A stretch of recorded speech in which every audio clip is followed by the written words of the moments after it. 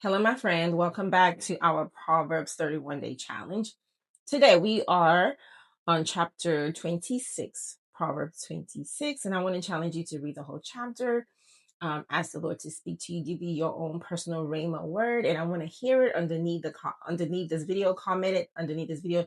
Tell us what you're learning so we can all learn together. So I'm going to just highlight a few verses. I'm reading from the KJV version. Verse 11, it says, as a dog returneth to his own vomit, so a fool returning to his folly. Think about that for a second. How a dog goes and throws up, and then he goes back and eats back the vomit. That's really, really, for lack of a better word, gross. God is saying that's kind of how we are. We are foolish when we do that. And how do we do that? Uh, Things that God may have delivered us from, things that are in the past, the sins that we have forsaken, for us to go back to those things, it's kind of going back to our vomit because we've already thrown that away. Now we're eating it back up and we're getting back into bondage. God is saying, don't be foolish. That's not the way to go. So, words to the wise. In verse, I keep hearing about the sluggard. It seems like almost every chapter that I read, there is something about the sluggard or the slothful man.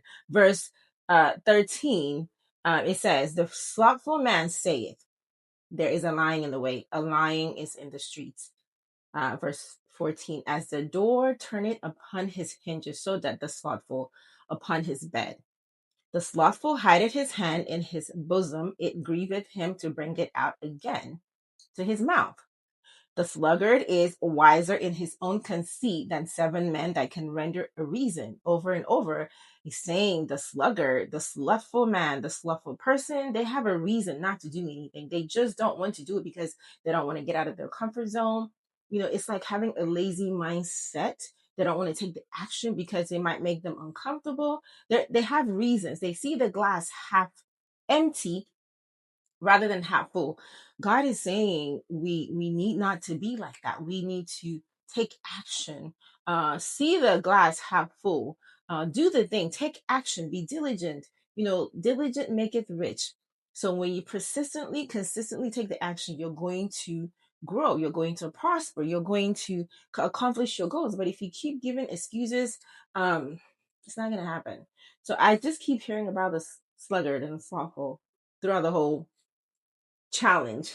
So, words to the wise. Verse 27, it says, whoso diggeth a pit shall fall therein, and he that rolleth a stone, it will return upon him. God is basically saying that we have to be careful. Whatever we sow is what we're going to reap. So be careful if you're digging if you are digging a pit for someone else, actually you will end up falling into it. It's just a principle.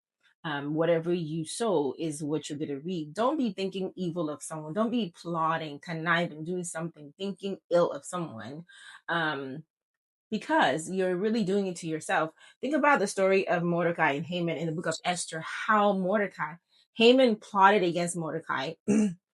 And at the end of the day, he was the one who got hurt. He was the one that was wounded. He was the pit that he dug for Mordecai. He fell into it. So we don't want to do that. So, all right. So I'll stop there. I want you to read the whole chapter for yourself. Ask the Lord to speak to you personally, give you a rhema word, and share that below this video so we can all learn together. Okay. Until next time. See you on the next video. Bye.